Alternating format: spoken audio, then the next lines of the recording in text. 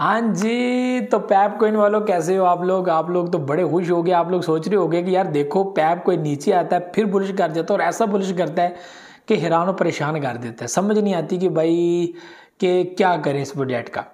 ठीक है, इतना प्रॉफिट और टाइम टू टाइम प्रॉफिट दे रहा है। देखो भाई, एक चीज़ आप लोगों को हमेशा याद रखनी चाहिए कि जब भी प्रोजेक्ट आपकी मौजूदा बाइंग प्राइस से नीचे चले जाता है तो वो आपके पास टाइम होता है जो है वो अपना डीसीए करने का।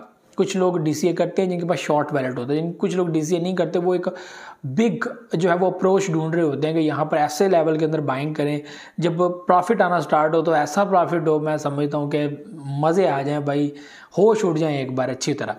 तो इस वक्त जो है वो पोजीशन है 724-29 के अंदर जो बुलिश कर रहा है। मे बी प्राइसेस और ज़्यादा ऊपर चली जाएं, अगर चली जाती हैं तो मैं समझता हूँ कि यहाँ पर तकरीबन 15 से 20% आप लोगों को एक बार फिर जो है वो प्रॉफिट देखने को मिल जाएगा। और ये बुलिश क्यों आ रहा है, आप लोगों के सामने हाल्विंग क्लोज है और यहाँ पे ज़ाहिर सी बात है लोग पूरा एनालिसिस पूरी नज़र बनाकर बैठे हुए हैं। और यहाँ पे जैसे लोग ये देखते हैं कि भाई प्राइसेस नीचे आ रही हैं, वो और नीचे जाएंगे, तो वहाँ पे मार्केट रिवर्स हो जाती है दूसरी पोजीशन के अंदर, डिफरेंट बिहेव करती है। आपको मैंने पहले बताया कि मार्केट जो है वो यहाँ पर डिफरेंट बिहेव करती है, उसको पता चल जाता है कि यहाँ पे हमारा नुकसान है। फ्यूचर ट्रेड वाले लिक्विडेट हुए हैं अगले दिन 154 यानी कि 1,54,000 बंदा जो है वो यहाँ पर लिक्विडेट हुआ है और मिलियंस ऑफ डॉलर यहाँ पर लिक्विडेट हुए हैं और लोगों का नुकसान हुआ है, लोगों का स्टॉप लॉस जो है वो हिट हुआ है। ये आप लोगों के सामने है। तो ये चीज़ें जो है वो बहुत इंपॉर्टेंट है समझना कि ऐसा करने के लिए जो है वो एक्सचेंजेस को मार्केट को डिफरेंट डायरेक्शन के अंदर मूव देना पड़ता है और उनकी भी मजबूरी है, वो नुकसान तो नहीं बर्दाश्त कर सकते। अगर 70% लॉन्ग पोजीशंस ओपन हो गई और मार्केट जा भी ऊपर रही है तो फिर ये सारा पैसा जो है वो एक्सचेंज को पे करना पड़ेगा। तो एक्सचेंज कभी भी ऐसा नहीं चाहती कि उनको पे करना पड़े।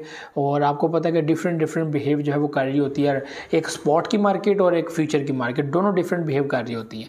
तो ये आप लोगों के सामने। बाकी पे आपको ऑडियंस को ये कहूँगा कि शॉर्ट वैलेट और लॉन्ग वैलेट दोनों आपको ये कहूँगा कि लॉन्ग वैलेट वाले एक बेहतरीन बाइंग का इंतज़ार करें, हाल्विंग का इंतज़ार करें, हाल्विंग होने दें, उसके बाद हमें पता चल जाएगा कि मार्केट की प्राइसेस डंप होंगी नहीं होंगी, क्या पोजीशन बनेगी, ये सब आपके सामने। तो दूसरी बड़ी बात कि जो है जो शॉर्ट वैलेट है वो डीसीए कर सकते हैं अगर उनको समझ आती है प्राइसेस में। अगर देखें फ़र्ज़ करें प्राइसेस -10% निकल गई हैं और अच्छी खासी डंप पे चली गई है तो यह ज़ाहिर सी बात है वहाँ पे बाइंग बनती है। ठीक है, आपको खुद पता चल जाएगा यहाँ पे बाइंग बनने में, वहाँ पे फिर वापस जो है वो परचेजिंग स्टार्ट हो जाती है, मार्केट ऊपर जाती है, आपको एक अच्छा खासा प्रॉफिट दे जाती है। तो मैं समझता हूँ कि छोटा सही लेकिन आपको एक अच्छा प्रॉफिट आ ज़रूर जाता है। ठीक है, स्पॉट के अंदर इतना प्रॉफिट होता नहीं है, वो होता है टाइम के साथ। देखें अभी पैप को जिस पोजीशन से ऊपर बुलिश हुआ 1084 के ऊपर आया तो जाहिर सी बात है आप लोगों के सामने है कि इतना प्रॉफिट आप लोगों को जनरेट हुआ है। तो ये चीज़ें जो है वो देखनी पड़ती है स्पॉट के अंदर। फ्यूचर के अंदर फिर आप लोग लेवरेज रख कर जितना आप लोग प्रॉफिट लेना चाहते हो उस हिसाब से लेवरेज रख कर आप लोग प्रॉफिट गेन कर सकते हो। फिर नुकसान भी उस हिसाब से है, फ़ायदा भी उस हिसाब से। तो स्पॉट के अंदर से बात जितना पैसा लगाएंगे नुकसान तो नहीं है जब तक आप सेल नहीं करेंगे, बाकी जो है प्रॉफिट बहुत कम है। ठीक है, और प्रॉफिट एक टाइम के साथ आता है, एक टारगेट के साथ आता है और टारगेट जब तक हिट नहीं होता आपको उसका कुछ फ़ायदा नहीं होगा।